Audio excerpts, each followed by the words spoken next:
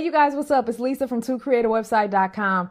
Okay, I said I wasn't going to do any more videos on SEO, search engine optimization, because I personally feel like nothing has really changed since I did my last one in 2014. It's just more of the same. However, I sent out what I call a check-in email with my list, which is something you should do from time to time to check in with the people on your list, find out what they want to learn. And it's a great way to get inspiration for content. And that's how I got the inspiration for this video. And aside from the people who were asking me to call them on the phone and those who wanted me to build websites for them for free, aside from those questions, another popular question was about ranking on Google today in 2016, but more specifically, keyword research software. A lot of people wanted to know what I thought about the investment in that today. And I honestly have to say I don't recommend it anymore. The last keyword research software I bought was Longtail Pro, and I bought that probably around 2013. I bought it around the time that Pat Flynn started his niche site Duel. And so I started my site around that same time, the one I've been talking about in earlier videos. And I used that software to find not even really a niche. It was more just like a keyword I was focusing on. And I built the site up, and it's the same one I've been talking about this year. And to this day, that site still gets a very good amount of organic traffic, considering the fact I don't update it anymore. But would I still be able to get that same result today? So if I created that site today and did the keyword research, and then 3 years from now, would that site still have the same traffic that this one has now? I honestly don't think so. I just think SEO continues to evolve into money. It's really all about money at the end of the day. Google's main priority, which has been this way for years now, this isn't new, they just want to make money with AdWords. And we've seen all kinds of evidence that they're pushing this agenda with Google.com. And it's getting more and more obvious as time goes on. For example, when you used to go to Google and you would type in a keyword, you would see ads on the right side. Those ads are gone because they probably didn't convert as well as the ones above the organic search. So they've added a fourth spot now above the free organic search. What does that do? It just pushes the free organic results on down the page and forces you to look at those ads.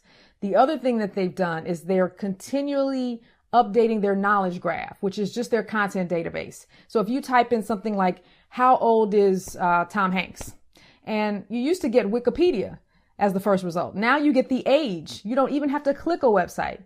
Same thing with the snippets that they're now adding. Now, this is what really hurts content marketers. So if you type in something like how to make a smoothie, you don't have to click a website anymore. They give you the steps right above the content. So they're taking snippets of the top 10 websites and placing the answer above the top 10 results.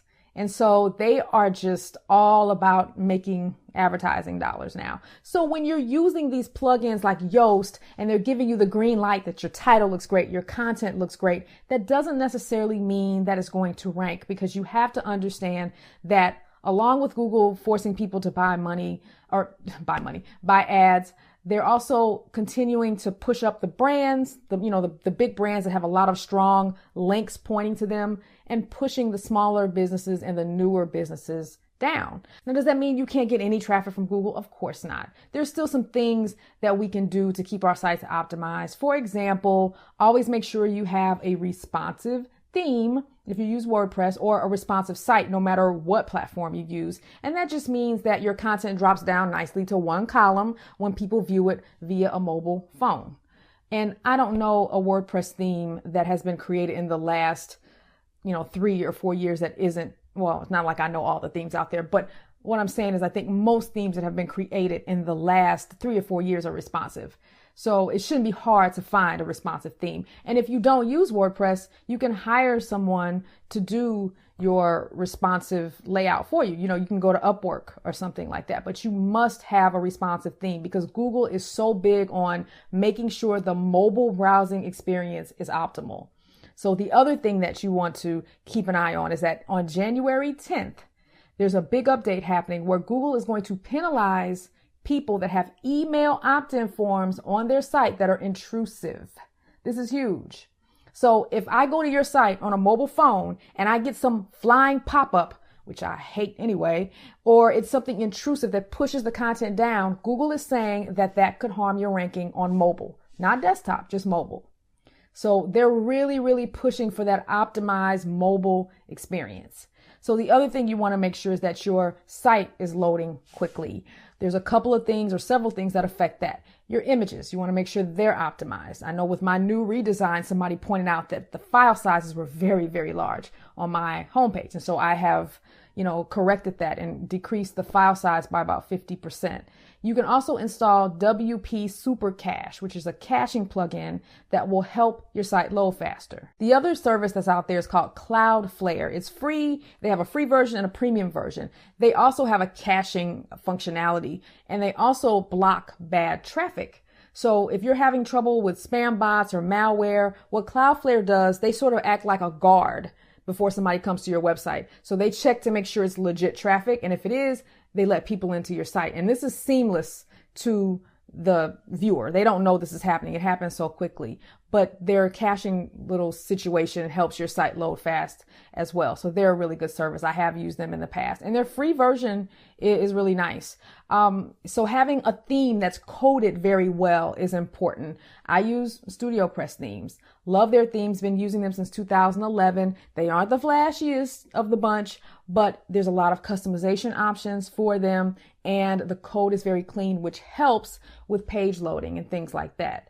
So just the basics that we've, been hearing. I think the biggest thing that the newcomers need to understand is that you can't just install a plugin and expect to rank for any keyword that you want to anymore. You need strong links. So if you have a medical site, you need links from other medical sites that are also popular, linking to you naturally, and that's going to boost your rank over time. But if Joe Schmo's little unpopular blog sends you a link or links to your site, that's not going to help your traffic that much anymore. That's changed. Google is all about the money, you guys. But like I said, you can still follow the tips and still optimize your site because you can still get some Google traffic. But as I've always said, I don't get as much traffic as I used to get years ago. And a lot of people are saying the same thing. You just have to focus on other methods. And the good thing about today's times is that there are so many other options out there. You've got Facebook Live and all these, different live streaming apps like Periscope. You've got YouTube, you've got social media. So you just have to treat SEO as bonus traffic